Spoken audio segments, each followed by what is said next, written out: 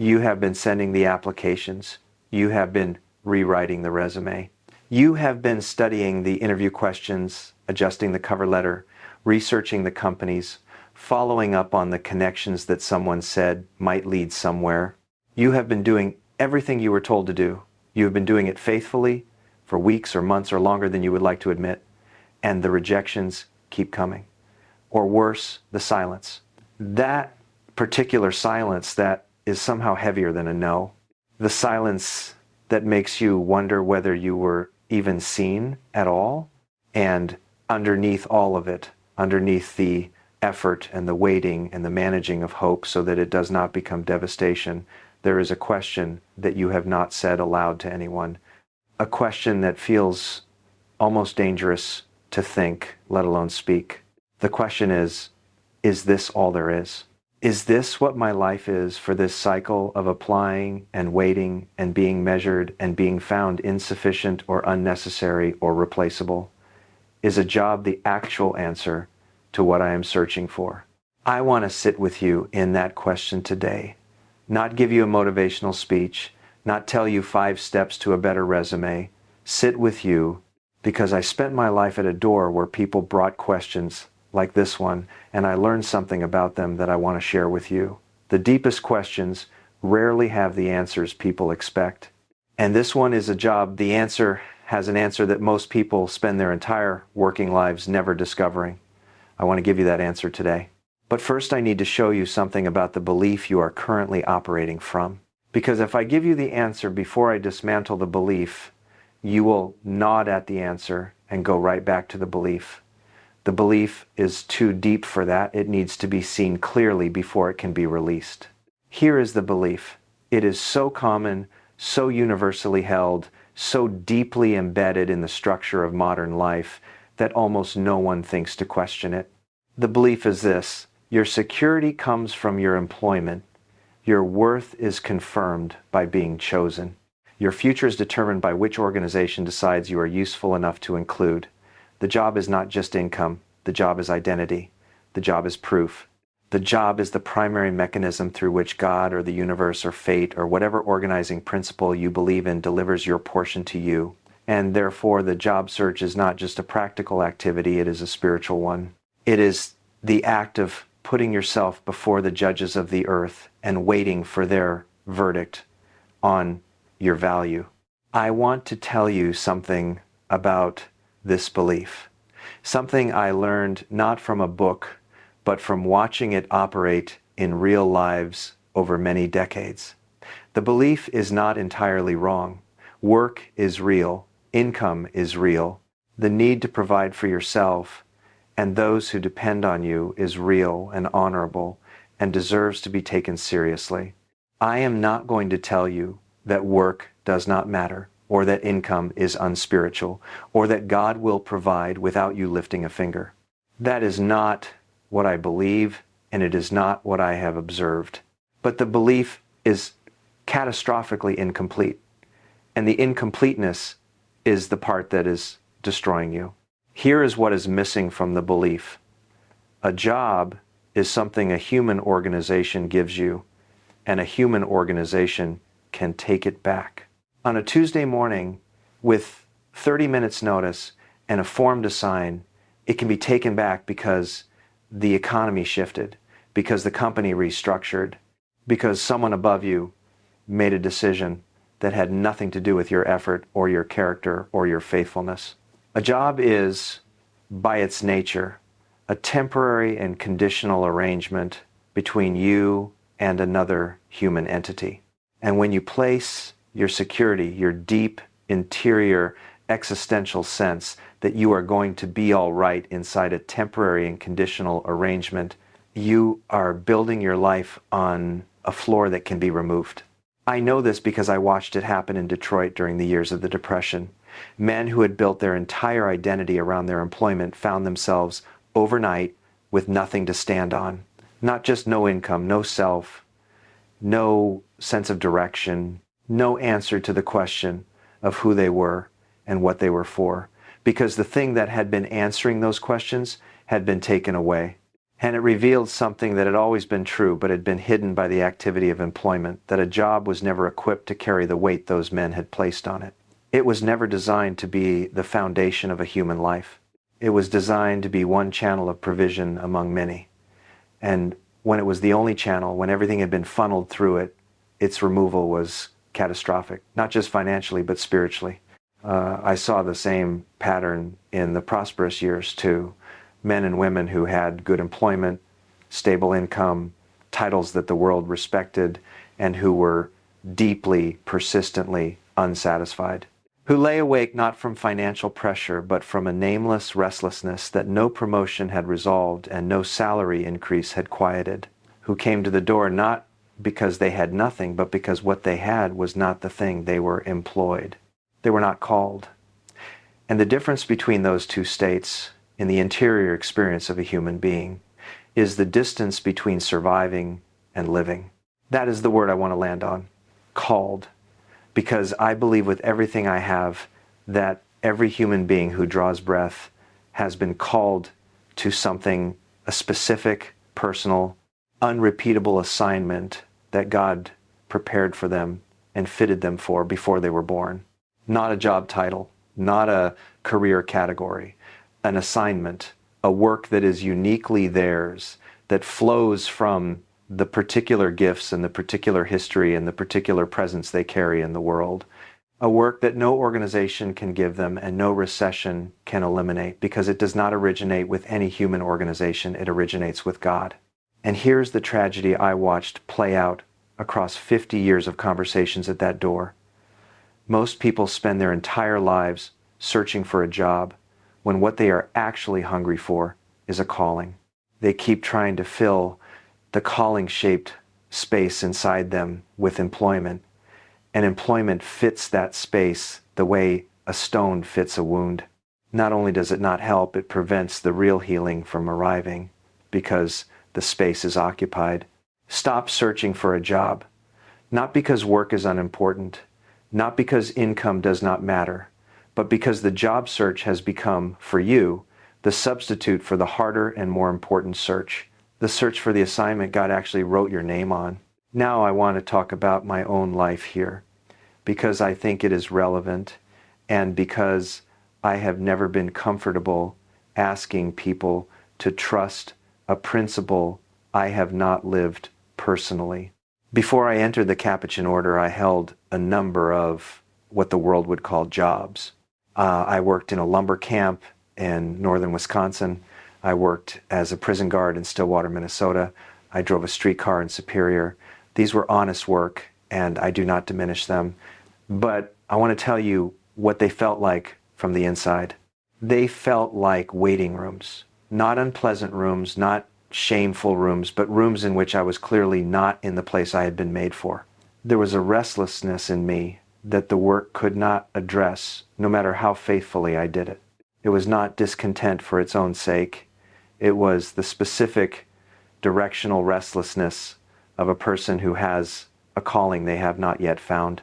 When I finally pursued the priesthood, and when that pursuit led me through academic failure and the assignment of simplex ordination, and eventually to the position of doorkeeper at St. Bonaventure in Detroit, when I arrived at what the world would have called the absolute floor of ecclesiastical employment, something that had been restless in me went still, not because the circumstances were comfortable. They were not. Not because the assignment was impressive. It was not by any measure the world uses, but because I was, for the first time in my working life, in the place I had been made for, operating from the assignment God had written my name on rather than the position a human organization had slotted me into. The doorkeeper, the man who answered when someone knocked, that was the assignment.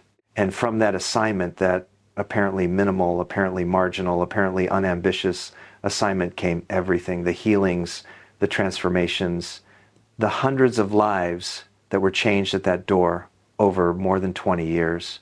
The soup kitchen that fed a city, none of that came from a career. All of it came from a calling. I want to say something now that I need you to hear carefully, because I am aware that someone listening to this is in real financial pressure, and what I am saying might sound like the luxury of a man who never had to worry about paying rent. So let me be direct about this. I am not telling you to quit your job. I am not telling you to stop looking for income. I am not telling you that the bills you owe are less real because you have a calling. They are real. The pressure is real. I know it is. What I am telling you is this: the job search and the calling search are not the same search. And when you conflate them, when you treat them as one activity, when you make the job search carry the entire weight of both, you end up exhausted in a way that goes much deeper than the exhaustion of effort. You end up with a soul-level fatigue that no paycheck, once it arrives, will relieve, because you were searching for two things and only found one. The practical wisdom I want to offer you is this: hold the job search with a light hand. Do it as a necessary activity with full effort and full professionalism, but do not let it become the primary narrative of your life. Do not let it become the question your whole interior existence is organized around, because it is not the primary question. The primary question, the one that, when answered, changes the texture and the trajectory of everything else, is not where will I be employed, but what am I for? And that question has an answer. I want you to hear that clearly. It has an answer. God did not make you without a purpose. He did not give you the specific combination of gifts and experiences and capacities and passions that you carry without intention. The restlessness you feel when you are working for the wrong thing is not malfunction. It is the signal of a design that is not yet being honored. It is the instrument telling you that the frequency is wrong.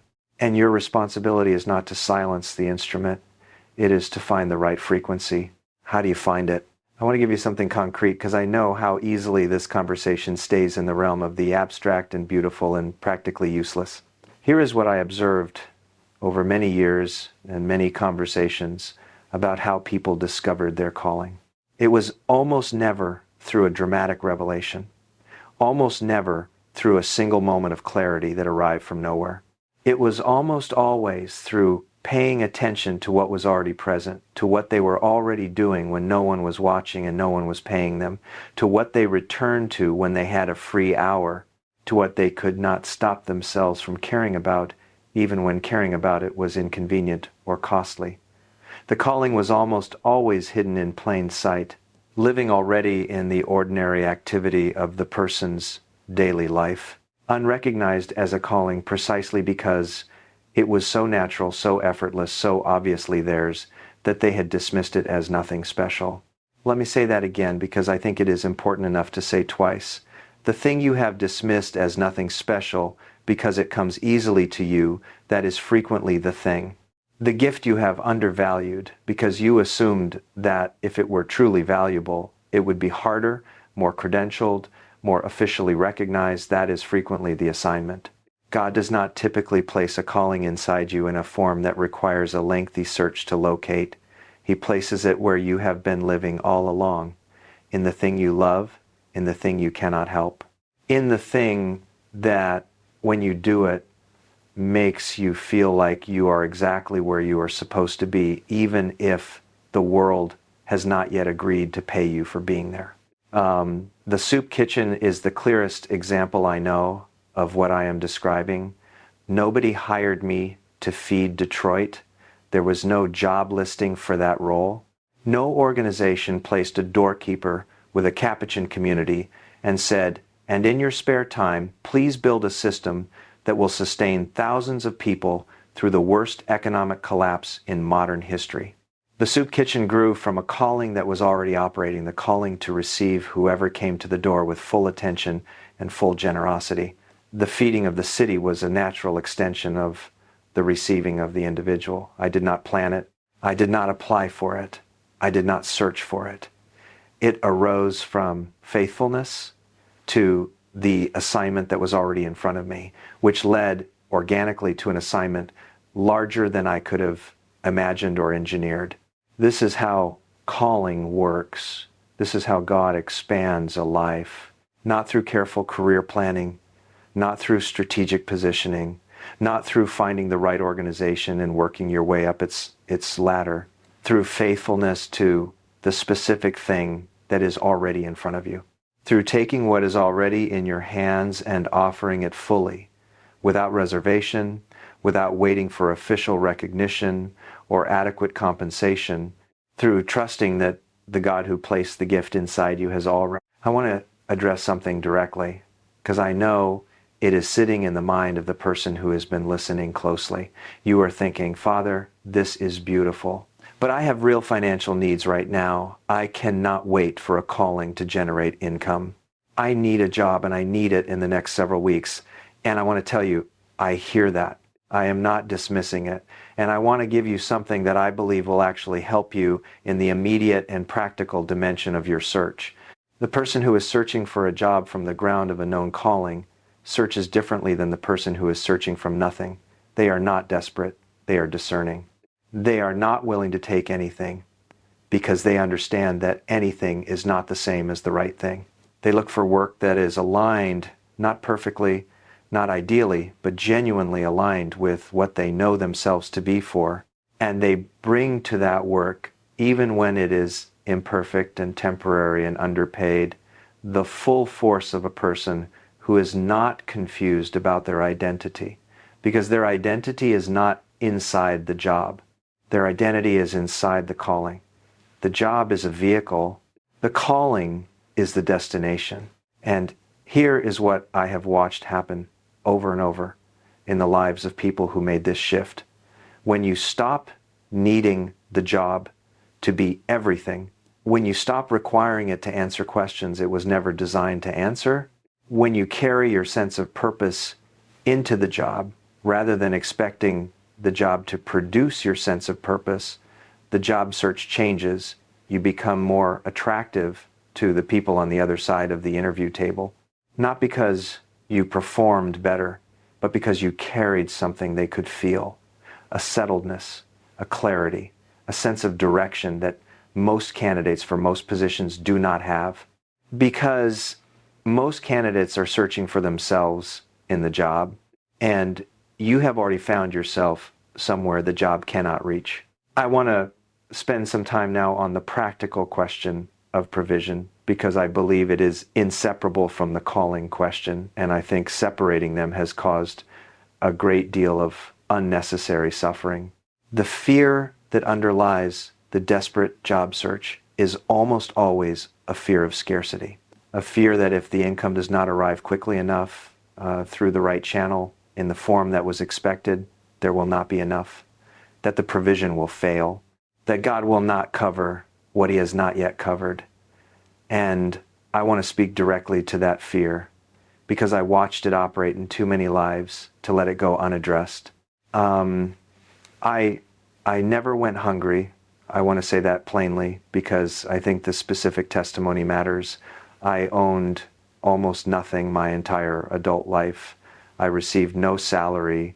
I had no savings, no investments, no financial safety net of any kind that the world would recognize as security. I was a Capuchin friar who had taken a vow of poverty, and the poverty was genuine. And in all of those decades, through the Depression, through years of running a soup kitchen on the edge of nothing, through seasons when the monastery itself was uncertain about its resources, I never went hungry, not once. Not because I was clever, not because I had planned well, because God, who placed me where He placed me, provided for what that placement required. Every time, in ways I could not have predicted or arranged. I am not telling you that provision is automatic or effortless. The soup kitchen required work, real, hard, daily work from real people. Faithfulness is not passivity. What I am telling you is that provision is reliable for the person who is in the right place, doing the right thing, with open hands and genuine trust. The problem is not God's willingness to provide. The problem is that most people are searching for provision in the wrong place through the wrong mechanism because they have not yet asked the prior question, what place am I actually supposed to be in? When you find the right place, when you align yourself with the calling that God fitted you for, you discover something that no amount of income seeking can produce. You discover that the resources required for the assignment tend to arrive with the assignment. Not always lavishly, not always comfortably, but sufficiently in ways that keep the work going, keep the people fed, keep the door open for the next person who needs to walk through it. This is the economy of Providence. And it operates on a logic that looks like foolishness from the outside and feels like miracle from the inside. I want to close with something I want to say very directly to the person who came to this video from a place of real discouragement about the job search. The person who has been rejected enough times that the rejection has started to feel like a verdict on their value. The person who is beginning to wonder whether they are simply not enough for the world they are trying to enter. You are not searching for the wrong thing because you are insufficient. You are searching for the wrong thing because you are looking in a category that cannot contain what you are looking for. The job that keeps not arriving may not be failing to arrive because of a deficiency in you. It may be failing to arrive because it is not the thing. Because God, who sees the full scope of what He made you for, is declining to let you settle into a container too small for the assignment He has in mind. The closed doors are not evidence of your inadequacy. They may be evidence of your destiny. They may be God's refusal to let you install yourself somewhere that would fill the space where the right thing is supposed to go. I watched this happen too many times to call it coincidence. The man who could not get hired in his field and eventually, in the emptiness of that inability, turned to the thing he had always been gifted for and had always dismissed as insufficient. The woman whose corporate career ended without warning and who discovered, in the wreckage of what she thought her life was supposed to be, the specific work she had been made for all along. The person whose job search failed and failed and failed until it led them somewhere that a successful search would never have reached. Stop searching for a job the way you have been searching. Not with less effort, with different eyes. With the prior question asked and genuinely held, God, what did you make me for? What is already in my hands that I have not fully valued? What work, if I were freed from the fear of income and the need for approval, would I do with everything I have? Ask that question. Sit with it. Pray it honestly, not as a formula, but as a genuine invitation for God to show you something you have not yet seen. And while you ask it, continue working. Continue providing. Continue moving with full effort in the practical necessities of your present life, but let the job search be a practical activity, not an existential one. Let it be the search for the current vehicle, not the search for your identity. Because your identity is already settled. It was settled before you were born by a God who made you with precision for a purpose that has not expired, that has not been canceled by your age or your resume or your record of rejection, that is waiting for you to stop searching in the job listings and start looking in the place where God has already been pointing. You were not made for employment, you were made for assignment, and the assignment has your name on it. Thank you for being here with me today. I know this conversation does not resolve the immediate pressure. I know you may still have applications to send and bills to address and a situation that does not wait for theology to settle itself. Bring all of that to God today with open hands. Tell Him the truth about where you are, and tell Him you are ready, genuinely ready to hear what He is actually calling you to. Then listen carefully in the quiet places, in the thing you keep returning to, in the gift you have been undervaluing. He has been speaking, and what He has been saying is larger and more specific and more fitted to who you are than any job description you have ever read. If something in what I shared today landed in a place that needed it, leave a word in the comments. Tell me what you are beginning to see. Share this with someone who is exhausted by a search that has not produced what it promised. And if you want to continue walking this road together, subscribe to this channel. God bless you, and God keep you in the direction of what you were actually made for.